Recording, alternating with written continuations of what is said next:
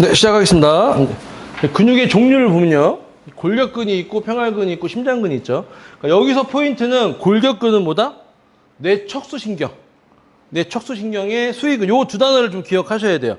그러니까 제가 초반에 긴장이라고 표현드렸죠. 긴장. 긴장은 뭐 어느 영역이죠? 자율신경계 영역이죠. 교감신경. 그렇죠? 그러니까 호랑이 봤을 때 긴장하는 게 교감신경 영역이잖아요. 호랑이 봤을 때 수축을 했을까요? 그렇죠? 수축이 개념이 아니라 긴장의 개념. 그러면 긴장은 교감신경계로 구분할 수 있죠. 자율신경계로 구분할 수 있죠. 또 부교감은 긴장을 푸는 개념.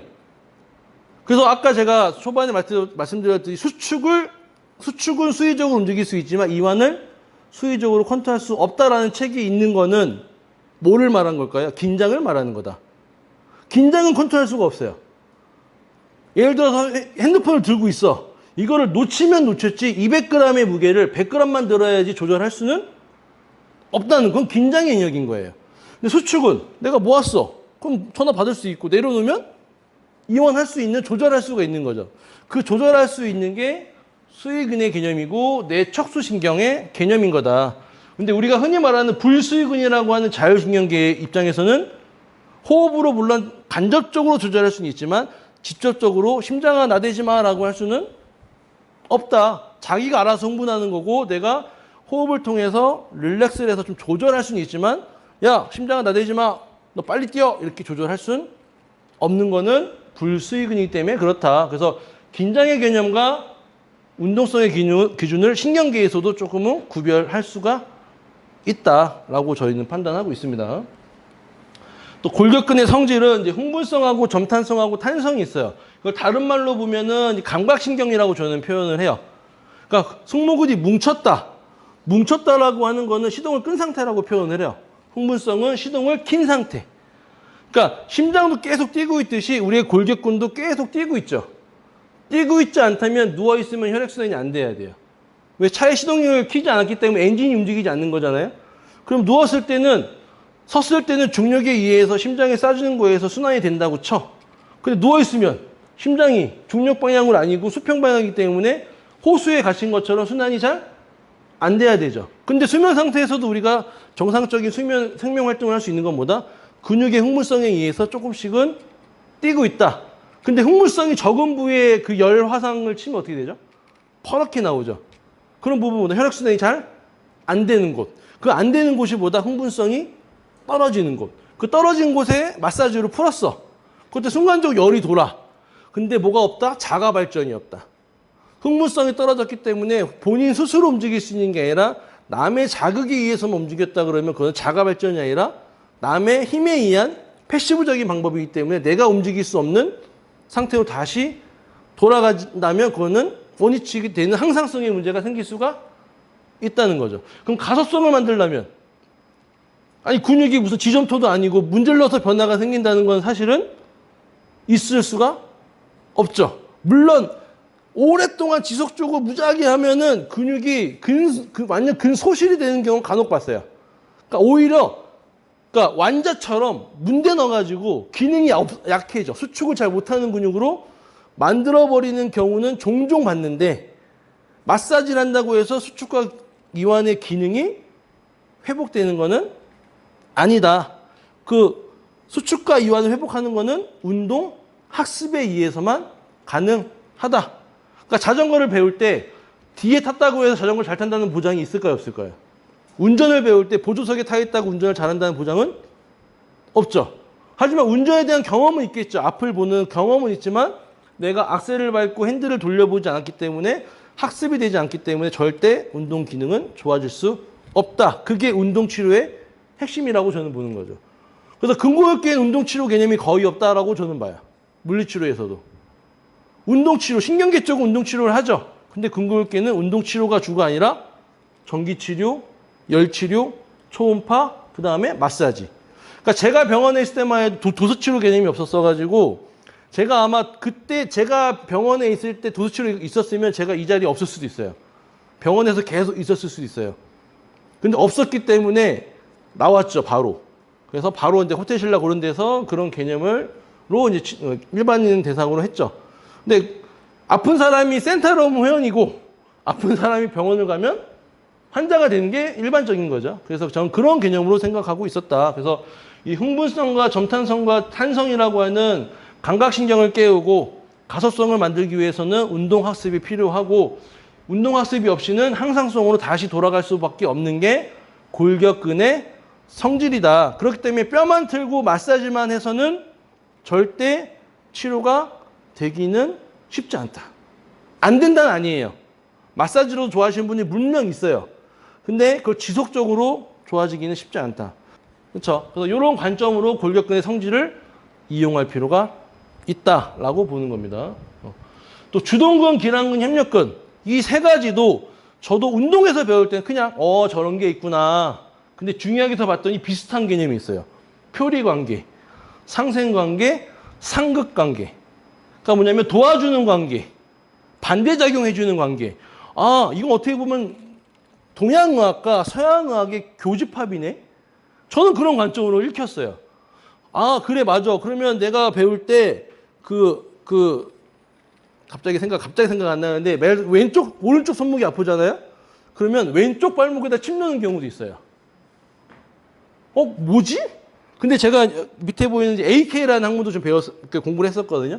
AK를 배우면 쓸데없이 진짜 고관절이 안 돌아가는데 목 운동을 한다든지 어깨 운동을 하면 고관절이 돌아가는 경우가 있어요. 저건 뭐지? 신기하네? 근데 이론으로는 말을 할 수 없는 거죠. 뭐 버티세요. 맨날 무한도전에서 버티세요. 강해졌어요. 뭐 이런 건데 그게 모르는 사람은 불신해요. 충분히 그럴 수 있어요. 근데 그걸 나는 이론적으로 조금은 증명해보고 싶다라고 해서 나온 관점들이 아까 소개했던 그런 관점들이 있는 거예요. 그래서 주동근과 기랑근의 관계는 반드시 엘보 플렉션, 익스텐션의 관계만이 아니라 3차원적인 주동 관계도 있을 수 있다. 또 협응근도 우리는 주동근에서만 있는 줄 알아. 그렇죠. 엘보 플렉션 할 때 리스트 플렉션 죄송합니다. 리스트 플렉션이라든지 천지굴근이라든지 그런 근육들에서 보조근을 쓴다고만 하고 있지만 늘어나는 근육도 주근이 늘어날 수도 있고 그렇죠. 신근이 늘어나야만 또 엘보 리스트 플렉션이 되니까 올라갈 수도 있고 그런 근육이 제한된다 그러면 또 관절 움직임에 방해를 줄 수가 있겠죠. 그래서 협응근 또한 주동근의 협응근과 기랑근의 협응근으로서 존재할 수 있다. 그렇게 이해해 주시면 되고요. 이것도 좀 중요한 건데 이거는 제가 일반적인 수축의 종류를 말한 거고 저희는 운동의 종류라고 표현하시는 게 더 맞다라고 봐요. 운동의 종류. 그래서 등장성 수축. 저희는 등장성 긴장이라고 표현을 하거든요. 등장성 운동이나. 왜냐하면 등장성 수축 자체가 뭐죠? 이건 이완된 섬유고요. 이거는 수축된 섬유예요. 수축이 컨트랙션, 모아진 것 자체가 수축이야. 근데 신장성 수축, 늘어났는데 짧아져. 말이 될까요? 안 될까요? 오르막인데 내리막이야. 말이 될까요? 안 될까요? 근데 어떤 뜻인지는 알잖아요. 무게를 유지하면서 내려. 무게가 있는데 내려. 그래서 저는 이 수축의 개념을 진짜 컨트랙션으로 보는 게 아니라 이 수축의 근막이 없을 때 근막이 세상을 몰랐을 때 뭔가 이걸 표현해야 되잖아요. 핸드폰을 들었는데 이 핸드폰의 무게만큼 유지하고 있는데 팔이 펴져. 긴장된 상태에서 펴졌으니까 신장성 수축이라고 썼을 수도 있겠구나. 그래서 수축이라고 생각하지 말고 긴장으로도 풀면 해결이 다 돼요. 초등학생도 이해할 수 있어. 봐봐. 무게가 있어. 200g짜리를 들었어. 장력이 전달됐어. 200g짜리를 수축했어. 다시 내려놨어. 폈어. 예를 들어 고관절로 비교하면 200g짜리가 올라갔어. 풀었어. 늘렸어. 늘어났다고 해서 200g의 무게가 사라진 건 아니고 올라갔다고 해서 200g의 무게가 사라진 게 아니어야 돼. 근데 운동생리학책에 보면 어떻게 나오냐면요. 여기는 0%, 여건 100% 이렇게 나와요. 물론 버텼을 때는 중력에 의해서 유지가 되지만 회전이잖아요. 회전에 일어났을 때는 원심력에 의해서 똑같은 힘이 존재가 돼야 돼. 근데 여기선 0%, 여기선 100%라는 건 사실은 중력의 질량의 법칙에 따라서 이거는 문제가 있는 거예요. 여기서는 그러면 200g짜리가 200g짜리가 되고 여기서는 2kg가 되진 않잖아요. 그렇죠? 그래서 저희가 보는 거는 구심성 수축을 구심성 수축이라고 부르지 않고 구심성 긴장. 그렇죠? 또 신장성 긴장. 긴장을 유지하면서 펴지는 거. 긴장을 유지하면서 모아지는 거. 또 등척성은 근 길이가 변화가 없는 수축이래. 아니 이 수축 자체가 이미 근 길이 변화가 있는 거 아니에요? 액틴 마요신이 모아졌잖아요. 이 자체가 근절이 변화가 생긴 건데 근 길이가 변화가 없대. 근데 이 뜻의 의미는 뭐죠? 장력을 유지하고 있는 거. 장력을 유지하고 있다는 뜻은 물구나무를 섰는데 버틸 수 있으면 등척성을 한 거야. 근데 버티지 못하고 내려온 건 뭐예요? 등척성을 못한 거죠. 그러면 우리가 임상에 적용하면 어깨가 아픈 사람이야. 어깨 들어보세요. 버텨보세요. 근데 못 버티고 내려와. 정상이 아니에요? 아니라는 거죠. 또 등속성. 등속성도 우리가 일반적으로 어떻게 책에 나오냐면 기계에서만 할 수 있다. 우리 이제 관절, 고관절 기계 있잖아요. 수술하신 분 왔다 갔다 해주는. 그 이름을 제가 까먹었는데, 그렇죠? 그 기계에서만 할 수 있다라고 하죠. 그럼 인체에서 넣으면 안 되지. 기계의 설명서에 나와야지. 이 기계는 일정하게 움직일 수 있는 기계입니다. 근데 등속성의 개념은 일정한 속도잖아요. 그럼 내가 팔로 따지면 하나, 둘, 셋, 넷, 다섯을 올렸으면 다섯, 넷, 셋, 둘, 하나로 내릴 수 있으면 정상이죠. 일정하게 움직였어. 근데 올라갈 때는 천천히 올라가는데 내리려고 했더니 툭 떨어져. 이건 뭐야? 일정한 속도로 못 움직였죠. 그럼 정상이다 아니다? 아니다. 그래서 저희가 정상으로 보는 기준은 요 세 가지 운동성이 나와야 된다. 버티라고 했는데 못 버텨. 예를 들어 고관절을 들어보세요. 버텨보세요. 늘려보세요. 버텨보세요. 늘려보세요. 조절을 못하는 거잖아요. 그렇죠? 조절을 못하는 거는 이 사람은 관절에 문제가 있다. 그러면 그 문제가 있는 부위의 근육을 찾아서 해결하는 게 저희가 보는 패턴인 거예요. 그래서 수축을 수축으로 생각하지 말고 긴장으로 표현하면 어느 정도 이해가 된다. 그래서 저희가 생각하는 장점은 장력을 유지하면서 수축, 장력을 유지하면서 이완.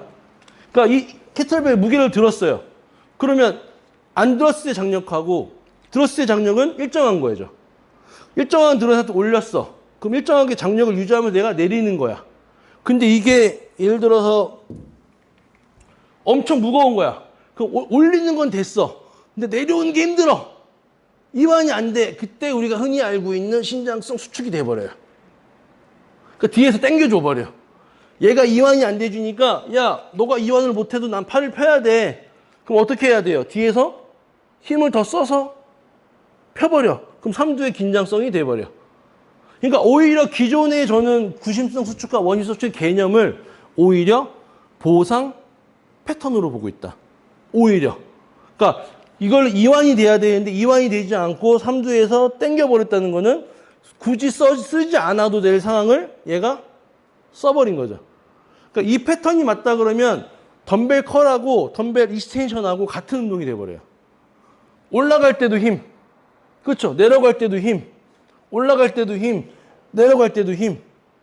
이 패턴이면 우리가 야구공 던질 때도 던지고 던지고 던지고 던지고 이 패턴이 정상인 거고 이완이 없으니까.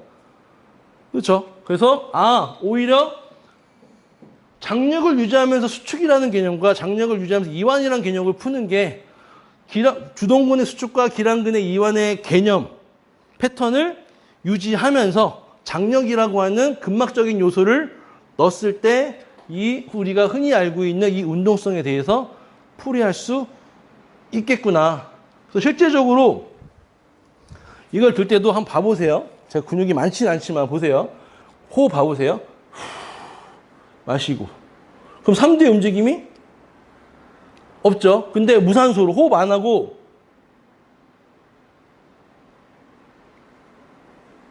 어때요? 3두 움직임이 나오죠. 이게 뭐야? 호흡을 안 하고 힘들어서 이렇게 했을 때 3두 수축이 돼. 그럼 봐보세요. 후 마시면 이건 뉴트럴이 되죠. 0의 상태가 돼요. 하나, 둘, 셋, 넷, 다섯, 다섯, 넷, 셋, 둘, 하나, 0. 근데 신장성 수축과 구시성 수축 개념을 보면 하나, 둘, 셋, 넷, 다섯, 다시 얘가 하나, 둘, 셋, 넷, 다섯. 이게 0일까요? 긴장된 상태일까요? 그럼 긴장된 상태로 피니시가 돼버려요. 그럼 팔 자체는 움직임의 패턴이 망가졌기 때문에 무거울 수밖에 없다. 왜? 주동근의 수축과 기랑근의 이완이 없이 수축이 되다 보니까 더 오히려 무거운 상태가 될 수가 있다. 근데 웨이트링에서 주로 하는 말이 그죠. 올라갈 때보다 내려올 때 후들후들해야 운동을 잘한 거다. 왜죠? 선생님들 옛날 그거 아세요? 그 드래곤볼이라는 만화 아세요? 손오공? 손오공 1편에 나와요. 등껍질을 메고 막 점프해. 점프를 못해. 근데 어느 날 무천도사가 등껍질을 벗겨. 그것 때문에 하늘을 날면서 점프해. 그게 웨이트링의 효과 아닐까요? 웨이트를 뺐으면 가벼워야지. 왜 더 무거워야 되죠? 그럼 뭐하러 웨이트를 하죠? 운동선수들이? 몸이 둔해지는데? 수영선수가 빨리 해야 되는데 빨리 했던 사람이 더 무거워지면 그걸 웨이트 실패 아닐까요? 너무 바디빌딩적으로만 푼 거죠. 웨이트 트레이닝을. 바디빌딩 근비대가 빵 커지고 둘 다 막 커져야 되는 그 관점에서는 그게 맞을 수 있지만 그렇죠. 일반적인 스포츠 트레이닝이라든지 일반 사람들이 운동을 했을 때 패턴을 망가져면서까지 그런 이론을 가지고 운동하실 필요는 없다라고 저는 생각한다. 그래서 저번에 점프 패턴도 말씀드렸지만 점프할 때 우리가 마시면서 늘리고 점프하잖아요. 근데 마찬가지로 호흡을 하지 않고 점프하면 내려갈 때도 힘줘요. 올라갈 때도 힘줘요. 그럼 패턴이 망가지죠. 그럼 점프가 잘 제대로 될 수가 없다. 그래서 이 패턴이 저는 역도 선수와 바디빌딩 선수의 스쿼트의 차이라고 보고 있다. 이완이 있는 사람과 이완이 없는 사람의 가장 큰 특징이 이 패턴으로 보고 있다라고 해석하시면 이해가 좀 되실 것 같습니다. 그래서 지금은 긴가민가 하실 수도 있지만 한번 생각해 보시면 그럴 수도 있겠네. 그렇죠? 이 말이 만약에 나는 용납이 안 돼? 그럼 지우셔도 상관은 없습니다. 무브랩에서는 이렇게 생각하고 있구나. 그 정도만 기억해 주시면 돼요. 또 골격근의 섬유를 보면 아까 제가 1형 근육, 2형 근육 말씀드렸잖아요. 당연히 머슬 파이버죠. 그렇죠? 근데 체육 쪽에 그러니까 해석된 데 보면은 스포츠자 붙는 거에서는 대부분 머슬로 많이 나와요. 1형 근육, 2형 근육. 그래서 근육이 아니라 머슬 파이버다. 근육과 머슬 파이버는 요 차이예요. 이두근이죠. 이두근, 삼두근 그건 근육이에요. 근데 이두근 안에 요거는 머슬 파이버예요. 머슬 파이버 보이시나요? 이게 머슬 파이버죠. 머슬 파이버는 서울시 안에 수많은 구인 거예요. 수많은 구. 그렇죠? 뭐 금천구, 은평구, 송파구, 강남구, 서초구 안에 잘 사는 동네도 있지만 못 사는 동네도 있고 어려운 동네도 있는 것처럼 이 이두근이라는 근육이 다 가난하고 다 잘 사는 동네가 아니라 그 안에 오래 쓸 수 있는 근육도 있고 강하게 쓸 수 있는 근섬유가 있는 거지. 우리는 이 근육 전체를 야 너는 사두근이니까 강한 근육, 2형 근육 해 라고 하는 건 말이 안 된다. 그러면 우리가 걸어 다닐 때 사두근 안 써야 되고 이런 근육이니까 또 마라톤 할 때 마라톤 선수 사두근은 안 써야 되는데 안 쓰지 않잖아요. 그게 가장 큰 차이로 본다. 그래서 뭐 로컬 머슬이라고 해서 뭐 속근육, 겉근육 나뉘고 있지만 그거는 제가 봤을 때는 좀 잘못된 해석인 것 같다라고 보고 있습니다. 또 이런 근섬유를 보면 이제 마이오글로빈 섬유가 높고 붉은색을 띠죠. 주로 모세혈관이 많은 거를 뜻하고요. 긴장성 근육이라고 합니다. 이것도 용어 헷갈리면 안 돼요. 긴장성 근육이라고 하니까 마치 힘을 주고 있는 상태라고 생각하면 안 된다. 또 토닝 머슬이라고 그러고 로컬 머슬, 그러니까 머슬이 잘못됐다고 표현한 거죠. 로컬 머슬이 아니라 머슬 파이버라고 해야 된다. 또 이런 근섬유 특징은 뭐냐면 항중력 기능이 있죠. 지금 제가 서 있을 때, 제가 서 있을 때하고 누웠을 때하고 차이가 있을까요, 없을까요? 누웠을 때는 항중력 기능을 안 쓰잖아요. 그렇죠? 그 신경계 환자 가장 첫 번째가 뭐죠? 치료할 때 틸트 테이블에 눕혀놓는 게 첫 번째 치료죠. 간접적으로 중력의 체험을 하는 거고, 그 다음에 두 번째가 의자에 앉혀놔서 중력의 영향을 받는 거고, 그때 치료사가 없으면 나도 모르게 쓰러지는 건 뭐다? 중력에 대항하는 항중력 시스템이 망가졌기 때문에 픽 쓰러지는 거죠. 그걸 근근육계로 적용하면 서 있을 때 힘을 많이 주고 긴장한 사람은 이런 근섬유의 기능이 떨어지기 때문에 뭐다? 위상성 근육이 더 과긴장성으로 버티고 있을 가능성이 높다. 그럼 걸을 때 우리가 가볍게 걸어야 되는데 무겁게 걸어 이렇게. 힘이 약한 거예요가 아니라 오히려 힘이 강하시네요. 너무 강하게 쓰시네요. 라고 해석할 필요가 있다. 그런 분들 호흡은 대부분 거칠게 쉬고 있을 분들이 많다. 호흡을 거칠게 쉬니까 당연히 이런 근섬유보다는 이형 근섬유의 활성화로 쓰고 이형섬유를 쓰다 보니까 뭐다? 심리도 못 가서 조금만 걸어도 힘들어지는 증상이 나온다. 그런 사람을 병원에서 뭐라 그런다? 협착 증세입니다. 라고 하는 경우가 있더라. 물론 협착 증세가 그런 증상이 있을 수 있지만 무겁게 걷는다고 해서 다 협착이라고 보기는 어렵지 않나라고 풀이하는 거고요. 또 지구력이 높고 경구 활동은 한다는 건 다 알고 있으실 거고 이게 더 중요합니다. 호흡시 운동이 일정해야 돼요. 그러니까 예를 들어 이두근 할 때 해야 되는데 이게 하다 보면 가속도 제한되거든요. 그러면 이렇게 돼요. 이거 뭐예요? 요만큼까지는 내가 이런 근육을 쓸 수가 있어. 근데 뭔가 삼두가 안 늘어나거나 가동성이 제한되니까 억지로 쓰기 위해서 써버려. 그럼 뭐예요? 일정한 속도로 가는 게 아니기 때문에 마지막에서는 이형금속류를 써버린 거죠. 그럼 동원 순서가 그 부분에서는 깨진 거죠. 왜? 무게가 없는데 무게가 없으면 일정한 속도로 모으고 늘리고 해야지 정상인데 마지막에 힘이 더 세죠. 그 마지막에 이 가동성에서는 문제가 있는 부분인 거죠. 그 부분에서는 호흡 패턴을 억지로 쓰지 말고 풀었다가 후. 근데 호흡이 더 이상 가볍게 안 되고 강하게 쓰려고 그래. 그럼 끝까지 다시 풀어버려야죠. 다시 풀 때도. 근데 억지로 폈더니 삼두에 힘이 들어가 버리네? 이건 원래대로 맞죠? 구심성 수축과 신장성 수축으로 따지면 원래 폈을 때 삼두가 펴지는 게 맞잖아. 근데 저희가 봤을 때는 이완이 안 됐어, 얘가. 릴렉스가 안 되고 원위치가 안 돼. 그러니까 삼두가 도와준 개념이야. 라고 풀이하면 이거 문제가 있는 거죠. 그래서 제가 신장성 수축과 구심성의 이완의 개념을 확실히 구분을 해야 된다라고 강조를 좀 하고 있는 편인 거예요. 근육을 제대로 쓰기 위해서는. 신체의 안정성을 담당한다. 우리 흔히 말하잖아요. 안정성이 좋아야 됩니다. 그럼 코어에 힘 주세요. 복부에 힘 주세요. 복부에 힘 주는데 이렇게 힘이 들어가. 그럼 이런 근육이에요? 이형 근육이에요? 이형 근육이라는 거죠. 힘을 썼는데 움직임이 제한돼. 이건 뭐다? 가동성이 좋은 게, 안정성이 좋은 게 아니라 고정성이 좋은 거예요. 뻣뻣하게 버티고 있는 거예요. 선생님은 자전거 탈 때 코어 힘 주고 타세요? 코어 힘 주고 타시는 분? 없죠. 아무도 없죠. 그렇죠? 왜 힘 안 주고 타? 그게 뭐예요? 이런 근육을 쓰니까는 항중력 기능이 돼서 자전거를 유지할 수 있는 거예요. 그렇죠? 힘을 꽉 주는 거는 그 고정성인 거예요. 손만 툭 밀면 툭 넘어져. 자전거 오히려 배 힘 주고 타면 몸이 뻣뻣해서 중심을 못 잡아. 그거는 안정성이 아니라 고정성에 해당하는 강한 이형 금속류에 해당하는 거다. 그래서 제가 강화의 개념이 아니라 회복의 개념으로 가야 된다고 강조하는 게 그런 개념이에요. 힘주는 거는 안정성이 아니라 고정성에 대한 해당하는 거기 때문에 동원 순서로도 안 맞다. 작은 온단위부터 중심을 잡고 가동성이 나오면서 힘을 줄 때 컨트롤이 돼야 되는데 약한 힘을 못 쓰니까 자꾸 강한 힘을 쓰는 게 어떻게 안정성이 좋은 거냐. 모든 운동을 처음 시작할 때는요, 힘을 많이 써요. 왜? 어색하기도 하고 동작이 잘 안 나올 때. 그렇죠? 근데 익숙해지면 어떻게 돼? 힘이 빠지죠. 힘을 빠진다는 건 뭐예요? 컨트롤이 가능한 거죠. 세게 탁구를 치면은 처음에 치면 막 세게 치려고 하다가 나중에는 툭 힘을 뺄 수 있다는 건 뭐다? 내가 익숙해졌기 때문에 호흡 조절이 되고 긴장을 안 한다는 개념이다. 그렇죠? 그래서 너무 과긴장된 거는 이형 금전을 쓰는 거기 때문에 패턴상 맞진 않다. 그렇게 이해해 주시면 되고요. 또 유산소성 운동이 되면 일정한 속도로 움직이는 거죠. 아까 호흡 일정한과 같은 개념인 거예요. 예를 들어서 하나, 둘, 셋, 넷, 다섯, 넷, 셋, 둘, 좀 안 내려가. 그렇죠?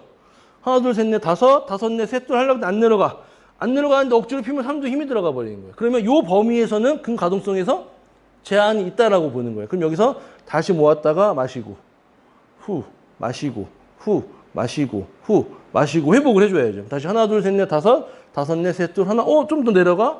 풀어주고, 모아주고, 풀어주고, 모아주고, 풀어주고, 모아주고 해서 가동성을 확보해 줄 필요가 있다. 그러니까 근육의 가동성을 확보한다는 것 자체는 뭐다?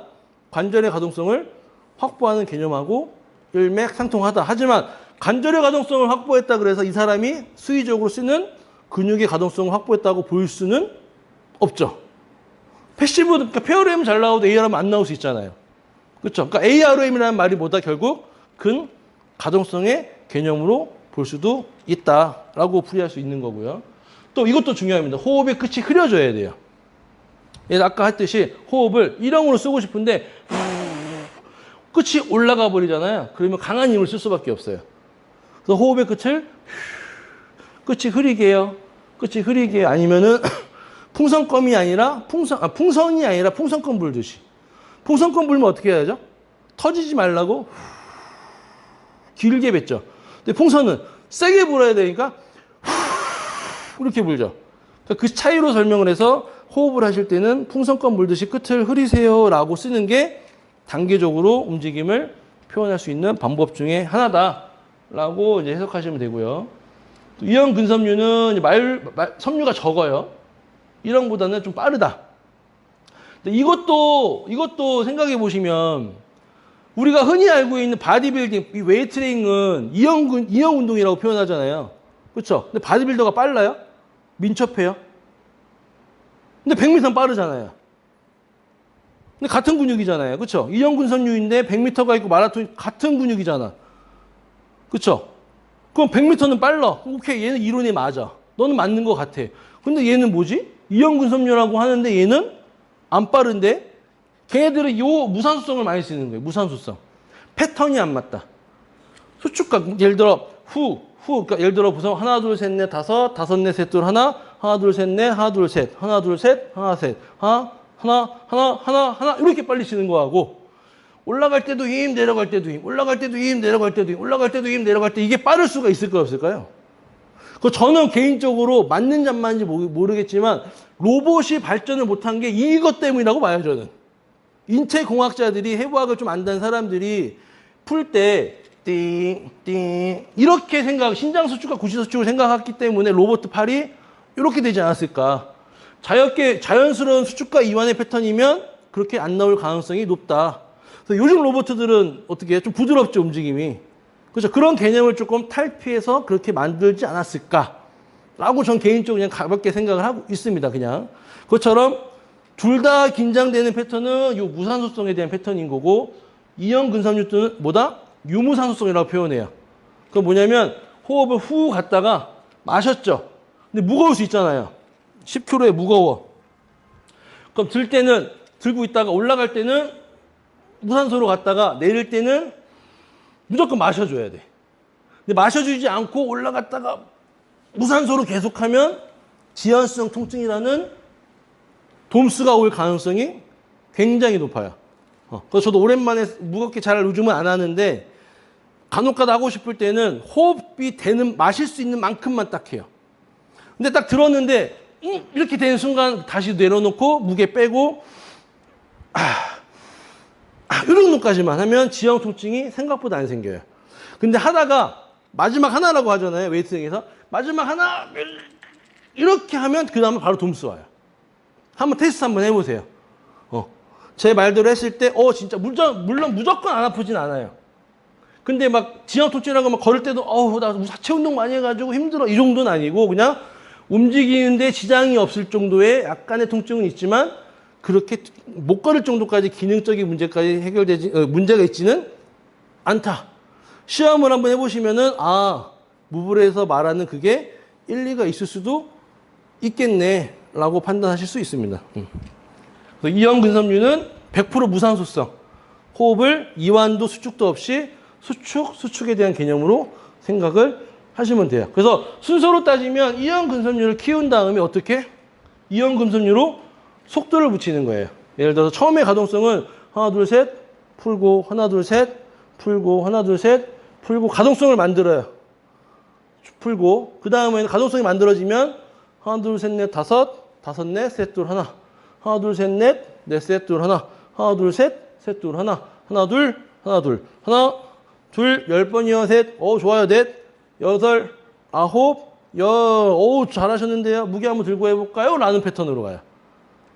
그 가동성을 만들고 2형 근섬유 유무산소성으로 어느 정도 빨리 회복이 됐을 때 웨이트를 넣어서 그거를 들 수 있는 무게로 똑같이 패턴으로 가시면 재활의 단계가 조금은 위크, 노멀, 스트롱으로 단계적으로 가지 않을까라고 저는 생각하고 있습니다. 이거는 저희가 이제 흔히 백근이라 그러잖아요. 우리가 2형 근섬유를 백근, 이건 적근으로 불리잖아요. 백근, 저도 요 책 보고 그랬었는데 저는 적근, 백근 배울 때 그런 생각 많이 들었어요. 전 카데바를 좀 많이 본 편이거든요. 중국에서도 카데바를 굉장히 많이 봤는데 카데바를 봤을 때 해부를 다 해주잖아요. 하얀색이 없어요. 힘줄 빼고는 하얀색 근육이 없어요. 근데 왜 배끈배끈 거리지? 라고 봤더니 이게 시바라는 책이거든요. 시바는 욕이 아니라 이 책 이름입니다. 해부하고 유명한 책이에요. 여기 봤더니 SDH로 염색했을 때는 빠른 연축이 배끈으로 나와요. 그러니까 우리가 흔히 알고 있는 게 뭐다? SDH 염색으로 했을 때 나온 거를 흔히 알고 있는 거예요. 근데 ATP 염색체로 염색했더니 빠른 연축이 적색으로 나오죠. 또 느린 연축은 백색으로 나오죠. 이거 뭐다? 아, 이건 염색체에 따라서 다르게 나올 수 있는 거구나. 그래서 무조건 흰색 근육이고 백색 근육으로 구분하는 게 아니라 현미경으로 염색체를 투과했을 때, 아, 하얀색 부분이 많으면 백근, 적색 부분이 많으면 적근, 이렇게 구분한 거구나, 라고 저는 이해를 했어요. 근데 뒤에 보면 어떤 책들 보면 이렇게 나와요. 패스트 위치. 이렇게 나와요.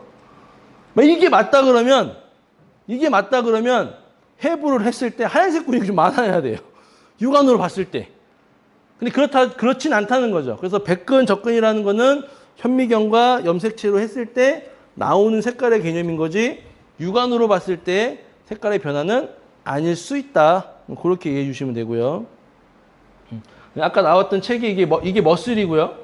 그죠? 이게 머슬 파이버고, 이게 액틴 마요신의 근원 섬유. 얘네가 움직임과 모아지면 근육이 좁아졌다가 얘네가 늘어나면 멀어지는 개념이에요. 그래서 아까 나왔던 이건 이완된 근육이고 수축된 근육이고. 근데 하나가 빠진 게 이게 없어요. 뉴트럴이 없어요. 뉴트럴에서 늘어나면 이완이 되는 거고, 뉴트럴에서 모아지면 수축이 되는 거고, 수축에서 더 짧아지면 단축이 되는 거고. 그렇죠?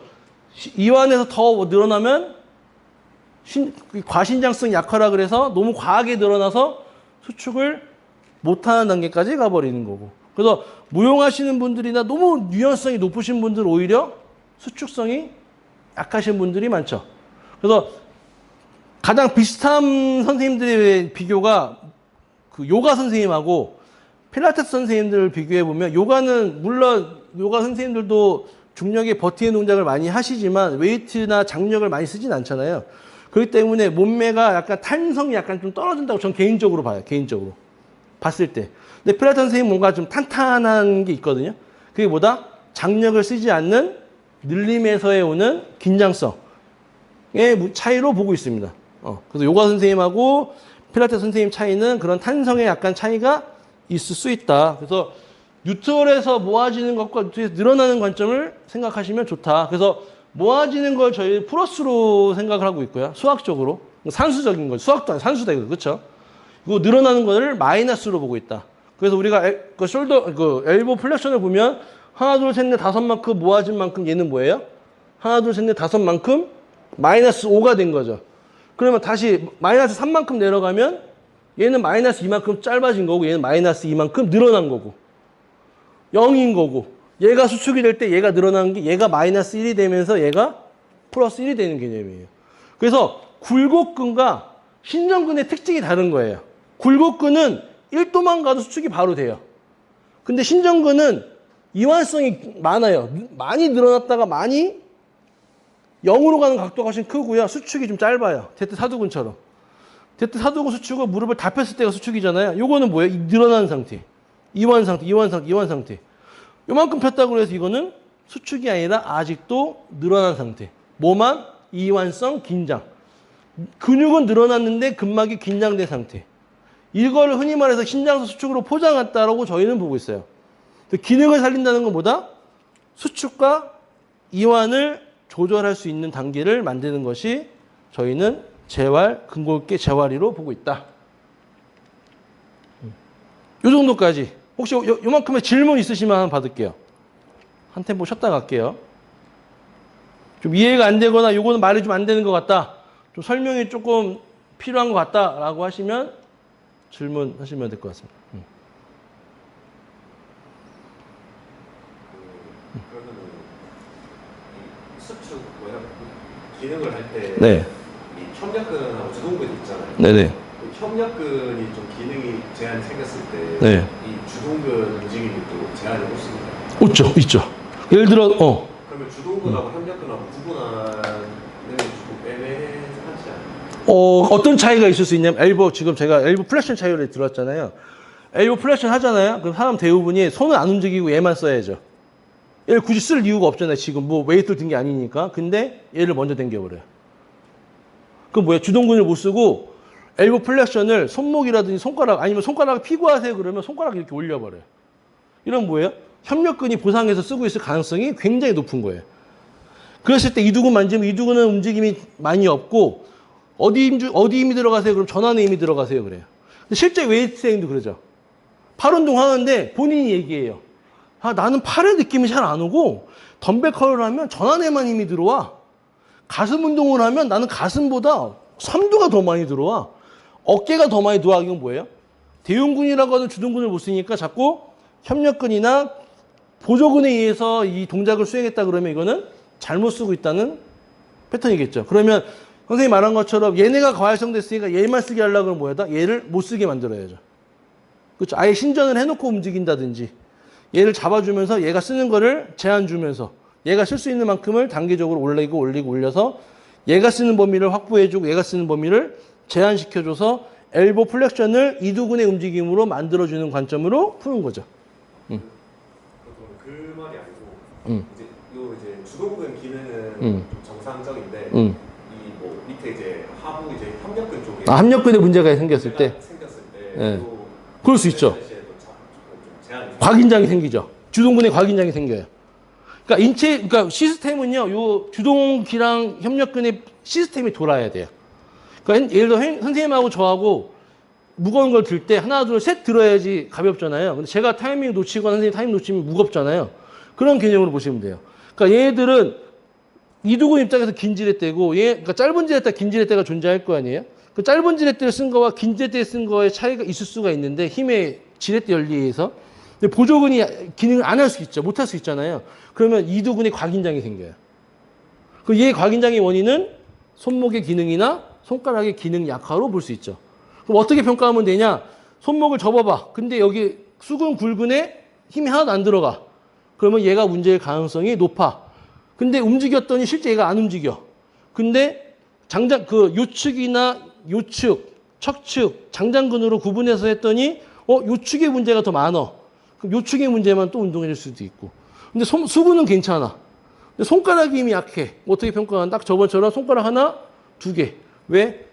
심지굴근은 말단에 붙어 있기 때문에 끝에서 많이 움직이고 심지굴근은 중간에 중위지 관절이 있기 때문에 이렇게 텀블러 잡듯이 이렇게 움직인다고 보거든요. 때문에 이렇게 잡았을 때랑 이렇게 차이를 봐. 잡았더니 힘이 빠져. 그러면 이 사람은 천지구근이 약하구나. 그럼 천지구근이 강화시켰을 때 이두근이 훨씬 더 가벼워질 수 있죠. 그러니까 서로 역학적인 관계로 봐야 돼요. 아까는 제가 막 주동근의 문제가 여기가 약해서 얘가 문제가 있다고 봤지만 선생님이 말씀하신 것처럼 그런 관계도 반드시 존재합니다. 그래서 이동근이 문제가 안 풀려. 그럼 얘를 볼 수도 있고 얘는 무슨 관계? 협력 관계죠. 협력 관계에서의 관점으로 풀어봤어. 얘가 아니야. 얘를 했는데도 이두근이 안 빠져. 그러면 반대로 삼두근의 약화 때문에 짧아질 수도 있는 거죠. 또 이두근의 기능은 또 뭐가 있죠? 회외가 있죠. 그럼 회외근이 기능을 못해서도 이두근의 곽인장성이 나올 수도 있고. 종합적으로 보는 거예요. 그래서 하나의 섬유에는 하나 문제가 생긴 거는 물론 다양하게 존재가 있을 수가 있죠. 그래서 케이스를 하나로만 보면 안 되고 예를 들어서 제 교육을 할 때 이두근의 문제를 손목 움직이면 다 좋아져요? 그럼 사기꾼인 거죠. 안 좋아지면 사기꾼인 거지.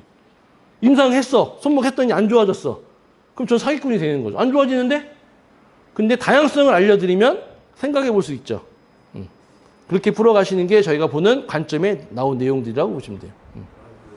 이 원인을 찾아갈 때 네. 이 원인도 끝이 있을 거 아니에요? 끝이 있을 수 있죠. 근데 이제 뭐 예를 들어 아까처럼 이제 여기가 문제라서 여기 좀 과잉장이 됐다. 여기가 이제 일단 원인인 거잖아요. 근데 여기 원인도 어디에 문제? 있을 수 있죠. 있을 수 있죠. 좀 끝이 없지 않아요? 끝이 생기는. 끝은 제가 결정할 수가 없죠. 이 사람의 케이스를 봐야죠. 이 사람이 만약에 그 다음날 왔는데 또 같은 문제가 반복되거나 아니면 문제가 원위치가 돼버렸어. 그러면 내가 본 게 원인이 아닐 수 있죠. 그러면 아까처럼 3두까지 갔어. 그럼 3두가 약하면은 이 굵은 신근이 또 문제가 생길 수 있거든요. 심근의 문제에 따라서 또 문제가 생길 수 있어요. 그럼 삼두가 문제가 생긴 게 만약에 삼각근이 약해서 장두가 심전을 대신해 줬으면 얘가 긴장된 게 델토이드 문제가 있을 수 있고 델토이드는 또 뭐랑 연결돼 있어? 하부 승모근이랑 연결돼 있네? 그럼 하부 승모근의 문제가 그럴 수도 있고 근데 델토이드는 전방, 후방, 미들이 있네? 그쵸? 승모근에 영향이 있을 수도 있고 그런 식으로 천천히 찾아가야죠. 그러니까 한 방에 원클릭으로 치료하고 싶은 건 신인 거예요. 제 입장에선. 그럼 그러면 좋죠. 신처럼 할 수 있지. 그럼 AK를 공부하시면 어느 정도 찾을 수 있어요. 그게 신뢰가 없으면은 안 믿는데 AK를 찾으면은 근력 검사 해가지고 손 대고 손 떨어지는 곳에 해가지고 또 안 떨어져? 그러면 그거는 그걸로 걔를 운동을 시켰을 때 얘가 좋아질 확률이 굉장히 좋아질 수 있어요. 근데 이런 좀 배경이 없잖아요. 쓰시나요? 쓸 때도 있죠. 안 되면 쓰죠. 그러니까 제가 폭넓어진 거죠. 보는 관점 자체가. 혈자리도 더 많이 쓸 때도 있고. 그래서 제가 혈자리로 치료할 때도 많아요. 그래서 AK에서는 구조적인 거, 이모션적인 거, 케미칼적인 거, 그 에너지적인 부분이 있거든요. 에너지 부분은 뭐 차크라라든지 경락이라든지 이런 부분도 존재하거든요. 근데 경험을 안 해보면 몰라요. 이모션으로? 근데 이모션은 긴장이잖아요. 그 긴장이 된 거는 이모션로 기가 막히게 떨어져요. 진짜 평생 못 고쳤던 것도 이모션만 어떻게 쫙 해결해주면 아픈 게 사라져. 근데 우리 인체가 이모션만의 문제는 아닐 수 있죠. 이모션에 문제가 생겨서 구조적인 문제가 남아있으면 또 구조적인 문제 또 해결해줘야 돼요. 그래서 거기도 벗겨낸다고 표현해요. 처음에 이모션이 게 더 커. 이모션을 벗겨내. 근데 구조적인 거, 그 다음에 에너지적인 거. 벗기고 벗겼을 때 이제 좋아지는 개념이 나오는 거죠. 그러니까 저희가 보는 관점도 안 되던 게, 그 다음에 왔더니 멀쩡해. 안 아프대. 그러면 오케이인 거죠. 치료 다 된 거야. 근데 그 다음에 똑같은 일을 반복해. 그럼 또 아플 수 있죠. 그럼 그것까지 해결해 줘야죠. 당신은 이래서 안 좋은 겁니다. 인지를 주면 그 동작을 안 해야만 앞으로의 발전이 있는 거니까 그런 식으로 이제 개선할 수 있죠. 좋은 질문이신 거예요. 예. 계속 갈 수가 있어요. 끝이 없어요. 저희가 이 학문을 만든 게 끝이 아니라 같이 연구하는 과정으로 보는 거예요. 왜냐면 제가 보는 임상은 한정적일 수 있잖아요. 근데 선생님들 각자마다 임상은 너무 폭넓잖아요. 내가 허리를 고쳤다고 해서 선생님이 허리 보는 환자를 내가 100% 고쳤다는 보장은 없어요. 왜? 다르기 때문에. 케이스가 다르기 때문에. 그래서 저는 같이 만들어 가야 된다고 생각해요. 그래서 같이 공부를 하고 학습을 했어. 그랬더니 대표님 이런 경우는 잘 안 되던데 그러면 그래요? 저도 그런 케이스 같이 연구해보고 노력해보고 그럼 이렇게도 한번 해보고 저렇게도 한번 해보고 그러면 케이스가 엄청 많아지죠. 그러니까 기립근 하나만 저희가 보는 관점 굉장히 많아요. 이상근도 있고 대퇴 직근도 있을 수 있고 그다음에 대둔근일 수도 있고 또 반대로 흉쇄장근인 게 경쇄장근의 문제일 수도 있고 요장늑근인 게 경장늑근이 문제 있을 수도 있고 그런 식으로 좀 폭넓게 있어요. 그게 궁금하신 게 당연한 거예요. 끝이 없을 수 있기 때문에 그래서 그거는 임상을 해본 사람만 알아요. 해봐야 돼. 해보고 회원들 반응 보고 어떠셨는지 물어보고 괜찮은 것 같아요. 그러면 해결이 됐어. 근데 골프를 계속 쳐. 근데 골프 치는 자세가 계속 이상해. 그럼 또 아플 수 있는 거죠. 그럼 내가 치고 잘못된 게 아니라 이 사람이 그 몸을 잘못 쓰고 있는 거야. 그럼 그걸 또 잘 쓸 수 있게끔 운동 역학적으로 풀어주는 것도 사실은 기능이죠. 근데 치료사분들은 운동 쪽을 잘 못할 수 있으면 치료적인 부분에서 끝내는 거고 운동하시는 분들은 그 운동 역학적인 움직임에 대해서 좀 교육을 해줄 수 있는 거고. 그게 제가 이제 저번에 말씀드린 그 골프 컨디셔닝 프로그램, TPI 프로그램이 있거든요. 거기가 그렇게 접근하죠. 메디컬 부분이 있고, 트레이닝 부분이 있고, 그 다음에 물리치료 영역이 있고. 그래서 메디컬이 진단을 내리면, 이 사람 왜 허리가 아픈 진단을 내리면, 이 코치진들이 동작 검사를 해요. 오류 검사. 이 사람은 치킨닝이 있어, 얼리텐션이 있어, 이것 때문에 당신은 뭐가 아픈 거야. 그러면 그걸 해결해 준 사람이 메디컬 팀에서 물리치료사라든지 치료 사람들이 이제 케어를 해주는 거죠. 사실 3박자가 맞아야지 이제 가장 드라마틱한데, 근데 그 두 가지 메디칼 의사의 영역이니까 메디칼 말고 물리치료사적인 역할과 트레이너 역할 어떻게 보면 교집합이기도 하잖아요. 물론 이제 의학적으로 따지면 면허가 있고 없고의 차이고 있지만 어떻게 보면 또 되게 교집합이거든요. 그런 부분에서는 좀 같이 공조할 필요도 있고 아니면 그 역할을 내가 다 해야 될 부분도 있고. 내가 운동을 모르면 운동치료가 사실은 될 수가 없을 수도 있죠. 그런 부분에서는 조금은 내가 더 많이 영역을 넓혀야 된다. 그렇게 저는 이해하고 있습니다. 네. 좀 해결되셨나요? 네. 아직 하나만 더. 아, 네네. 패시브에서 네. 제한 있을 수 있고 예열에. 액티브에서 네. 또 제한 있을 수 있는 거는 네.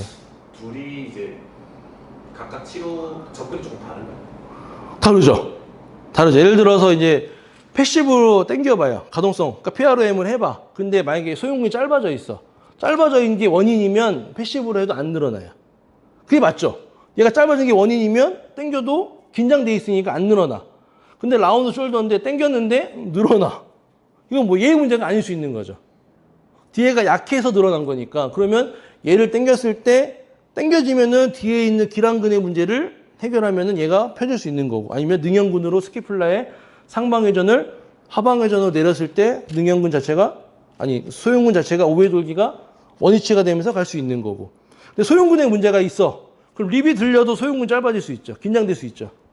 왜 거상 근육이니까 립이 들려서 짧아질 수 있고 또 오해 완근이나 이두근의 문제가 생겨서 그럴 수도 있고 또 이 사람이 호흡을 립이 똑같은 개념이긴 한데 립이 뻑뻑해가지고 호흡을 소형근이나 이상근이나 그 사각근이나 SCM으로 과활성화돼서 호흡을 하고 있다 그러면 소형근이 또 뻑뻑할 수도 있고 대부분 그렇게 이제 PROM을 패시브로 움직여 보면서 움직임이 나오면 안 나오면 1차적인 문제, 움직임이 나오면 2차적인 문제 그런 식으로 좀 해결할 수도 있고 더 넘어가면 이제 예를 들어 스케플라가 트렁크가 로테이션 될 수도 있거든요. 트렁크가 그럼 골반도 로테이션 틀어져 있겠죠.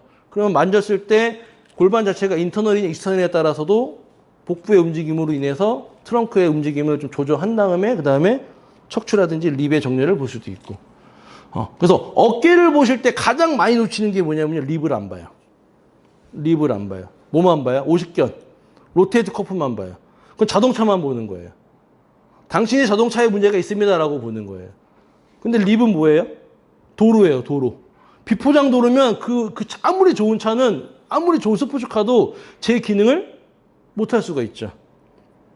왜? 립이 굽어져 있으면 립이 굽어진 것만으로 이미 상방회전 돼버리는데 그죠? 이미 상승목은 짧아져 있는데 그럼 편의동원으로 얘가 이미 쓴 거밖에 안 되잖아요. 얘는 쓴 데밖에 없는데 대부분 어떻게 얘를 풀어. 그런 문제가 있을 수 있는 거죠. 그러니까 짧아진 게 문제가 아닐 수 있는데 우리는 먼저 쓰고 있어요. 얘가 안 써야 돼요. 짓눌러 막. 그렇다고 해결될 수 없을 수 있다. 그래서 어깨는 트렁크, 갈비뼈, 흉추, 척추 걔네 문제잖아요. 또 쇄골. 이 전반적인 걸 다 풀어가야지 로테이트 커프만 해결한다? 견갑 거구만 부신다? 체외충격파로 극상근 건을 부신다? 그건 너무 단편적인 1차적인 관점으로만 보고 있다. 라고 저는 해석하고 있는 겁니다.